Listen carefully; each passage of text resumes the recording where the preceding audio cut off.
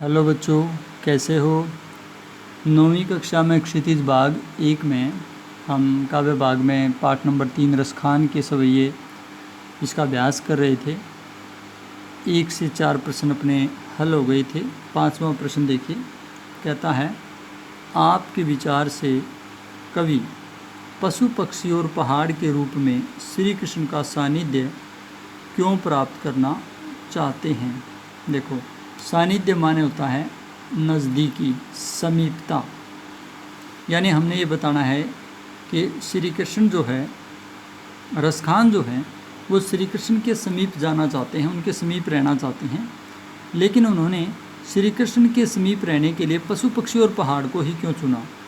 उत्तर ये होगा कि रसखान श्री कृष्ण के हर जन्म में पास रहना चाहते हैं, उनकी भक्ति में लीन रहना चाहते हैं। और श्री कृष्ण प्रकृति प्रेमी थे। श्री कृष्ण पशुओं, पक्षियों, पहाड़ों आदि से बहुत प्रेम करते थे, प्रकृति की रक्षा में हमेशा तत्पर रहते थे। उन्होंने ही लोगों को गोवर्धन की पूजा करने और गाय की रक्षा करने आदि की बहुत सारी प्रेरणाएं दी थी। इसलिए कवि चाहते हैं कि अगर श्री कृष्ण के समीप रहना है, श्री कृष्ण की भक्ति को पाना है, तो इस प्रकृति के इन उपादानों से प्रेम करना पड़ेगा। चाहे वो पशु हों, पक्षी हों या पहाड़ हों, जिन जिन चीज़ों से श्री कृष्ण का लगाव था, प्रेम था, जहाँ पर श्री कृष्ण विचरण करते थे, उन सब प्रकृति के स्थानों और प्राणियों से सानिध्य ही श्री कृष्ण के प्रति सानिध्य होगा।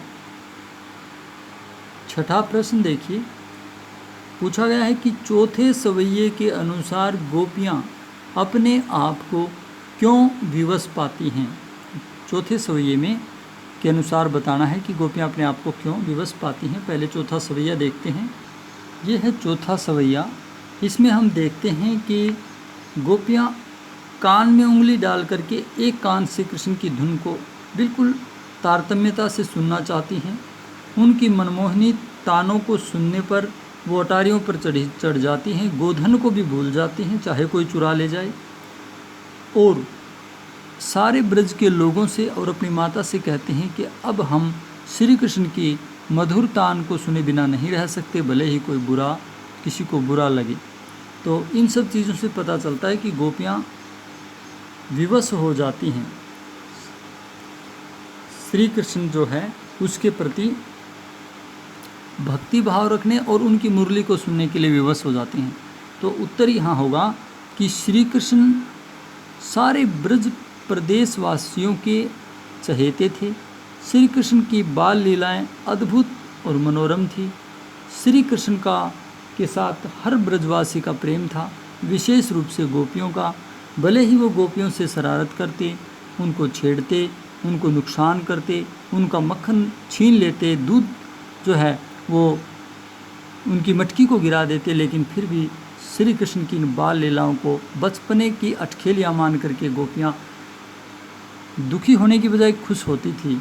इसके अतिरिक्त श्री कृष्ण की मुरली की धुन पूरी प्रकृति को मोहित कर लेती थी। फिर श्री कृष्ण से वात्सल्य रखने वाली गोपियाँ इससे अछूती भला कैसे रह सकती थी। इसलिए गोपियों का कहना है कि जब श्री कृष्ण मधुर धुन मुरली में बजाते हैं, मुरली से मधुर धुन बजाते हैं, तो वो विवश हो जाती हैं। सारे काम छोड़ करके, सारी मर्यादाएं भूल करके श्री कृष्ण की मुरली की तानों को सुनने को वे विवश हो जाती हैं। प्रश्न संख्या 7 में भाव स्पष्ट करना है। कौटिक एक कल धौत के धाम, करील के कुंजन ऊपर वारों। भाव मैं पहले भी बता चुका हूँ। इसमें रसखान जी कहते हैं कि करोड़ों महल, सुंदर महल, वो मैं कैर की झाड़ियों के ऊपर न्योछावर करता हूँ, क्योंकि जहाँ श्री कृष्ण ने विचरण किया है, रमण किया है, भ्रमण किया है, जहाँ पर श्री कृष्ण रहते थे, उस स्थान की कैर के झुरमुट भी मुझे प्यारे लगते हैं बनिस्बत सुंदर धवल महलों के। तो इसमें श्री कृष्ण के कारण, श्री कृष्ण की उपस्थिति और स्मृति के कारण प्रत्येक प्रकृति का प्रत्येक उपादान कवि को प्यारा लगता है। यहाँ तक कि कैर के कटीले झुरमुट भी उन्हें बहुत प्यारे लगते हैं, और जहाँ श्री कृष्ण नहीं हैं वो धवल धाम भी उन्हें अच्छे नहीं लगते। दूसरा है ख, मायरी वा मुख की मुस्कानी सम्हारी न जय है न जय है न जय है। हे माता, उन श्री कृष्ण के मुख की मुस्कान संभाली नहीं जाती, नहीं जाती, नहीं जाती। इसका भाव क्या है? भाव ये है कि श्री कृष्ण, बाल श्री कृष्ण, नटखट श्री कृष्ण, उनका मुख सौंदर्य अद्वितीय था, क्योंकि वो स्वयं विष्णु अवतार थे और बाल लीलाएं करके ब्रज प्रदेश को मोहित रखते थे, तो उनके मुख का सौंदर्य वैसे ही अद्भुत है। जब वो मुस्कुराते हैं तो जो छोटे छोटे दांत उनके दिखाई देते हैं, ये तो सौंदर्य और भी अद्भुत है। और एक गोपी श्री कृष्ण की इस मुस्कान की अतिशयोक्ति करते हुए कहती है, हे माँ, श्री कृष्ण के मुख की वो मुस्कान, उससे जो आनंद प्राप्त होता है वो इतना अधिक है कि हृदय में समा नहीं पाता, हृदय छोटा पड़ जाता है, आनंद इतना अत्यधिक हो जाता है। इसलिए हे माता, वो मुस्कान संभाली नहीं जाती, या यूँ कहिए कि हे माता, उस श्री कृष्ण के मुख सौंदर्य का रसपान किए बिना मैं नहीं रह सकती, मैं श्री कृष्ण के दर्शन के बिना नहीं रह सकती।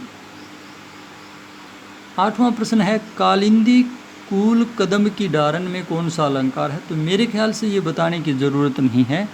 जहाँ व्यंजन वर्णों की आवृत्ति के कारण चमत्कार उत्पन्न हो वहाँ कौन सा अलंकार होता है आपको पता है? अनुप्रास अलंकार। तो कै की आवृत्ति के कारण यहाँ पर अनुप्रास अलंकार है।